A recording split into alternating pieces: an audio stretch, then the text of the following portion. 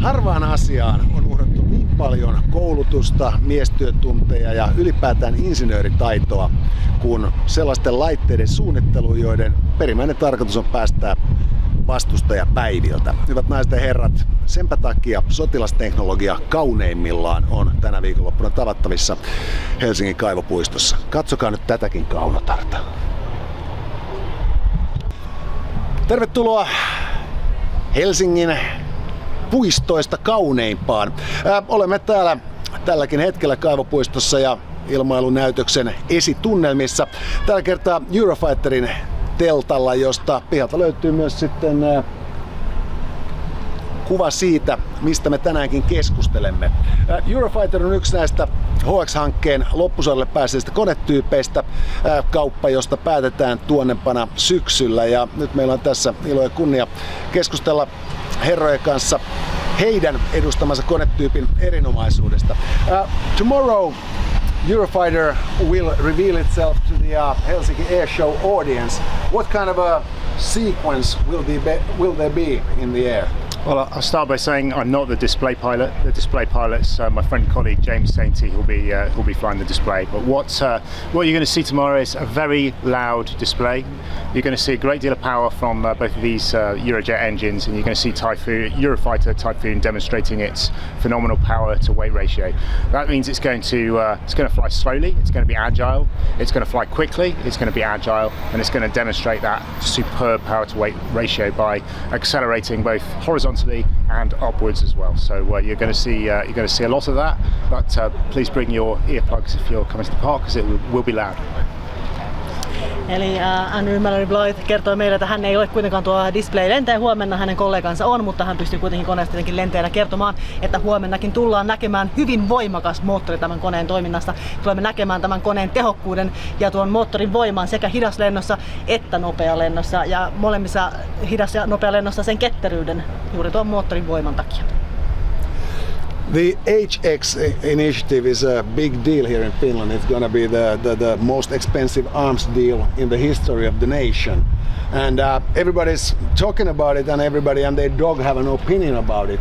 But basically, when your average man on the street is talking about HX in layman terms, it's very often the discussion is about the price and maybe the potential of the purchase and so forth. What do you think would make Eurofighter Typhoon the choice for Finland? Well, firstly, HX is a big competition globally. So not just in Finland, this is one of the biggest competitions in the world right now. And so it's got a lot of interest from a lot of companies and governments. Why did we think and offer Eurofighter into the HX competition? Right from the beginning, military capability has been at the heart of the competition. You have an air force that use your jets in real life, and therefore military capability is key. We looked at the requirements. We actually asked the Royal Air Force to look at the requirements, and indeed the Luftwaffe to look at the requirements, to see whether Eurofighter matched what you wanted out of your aircraft. And we came to the conclusion that it absolutely did. And why do we say that? One of the things, and one of the key things that you want out of your next aircraft is to defend Finland. That is what Eurofighter does 24 hours a day, 7 days a week, 52 weeks a year, protecting the homeland in the UK, Germany, Italy and Spain. In the UK we have a choice of assets, a choice of aircraft that we could use to defend our homeland. The Royal Air Force choose Eurofighter to defend our homeland. Why? A combination of speed and the ability to not only fly very fast, but actually get into the air very, very quickly. If a threat is coming in, it could be a commercial jet, it could be a military jet, but if something is coming in, you don't want to be on the ground spending 10 minutes trying to get the jet to start up. You want to switch on, the jet fire up and get airborne very, very quickly.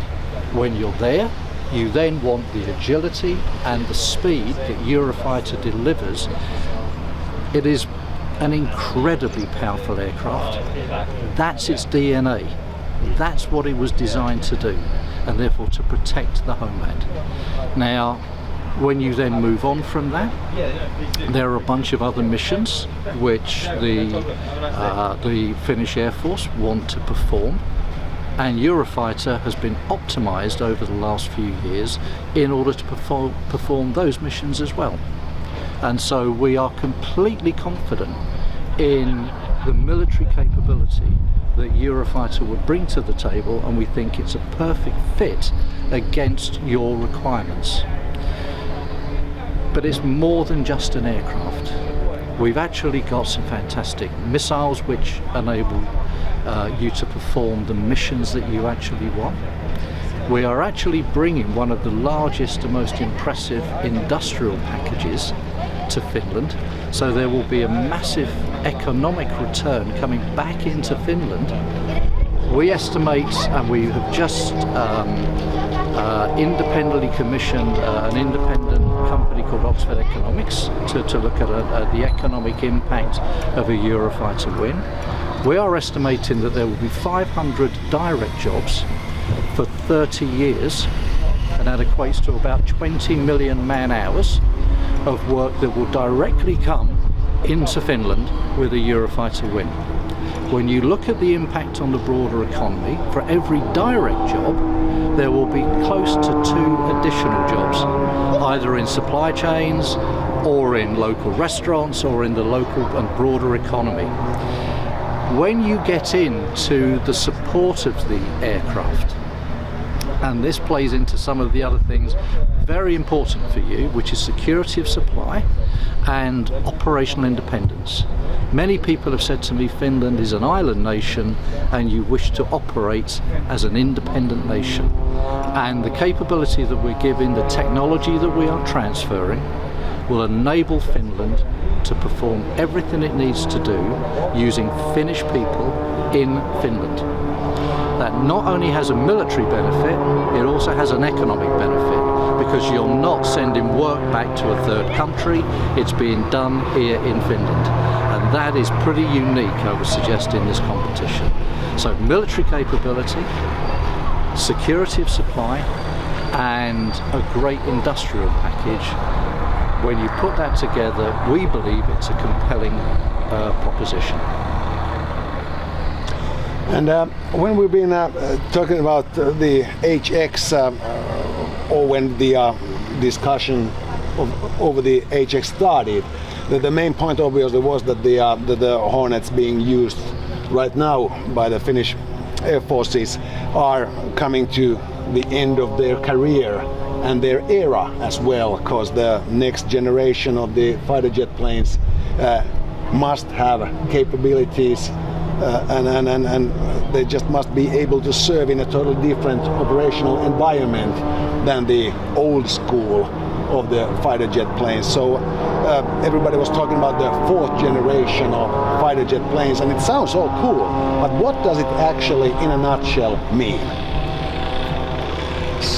So the terms 4th generation and 5th generation have been around for a while.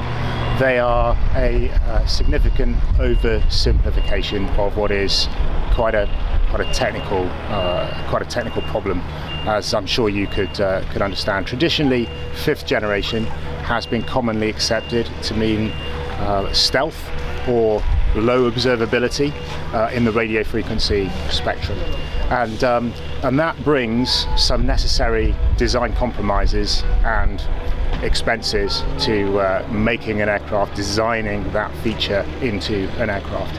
But I think we've moved past those simple terms of 4th generation and 5th generation, and there are now 5th generation capabilities on aircraft that may have been considered as 4th generation.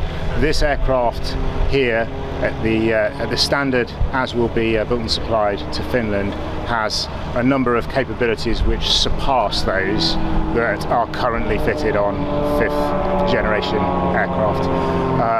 It is not designed to be low observable in the radio frequency spectrum, but it solves those technical problems and defeats those threats in a technical way, in a different way to aircraft which have previously been designed to solve that problem by being low observable in the radio frequency spectrum. So I would say this aircraft is not 4th generation, it's not 5th generation. Neither of those terms do it justice. It is what it is. It has some great capabilities in all respects across the board, and it's a great solution for Finland as a result. Thank you, gentlemen. Thank you. Okay. Yes.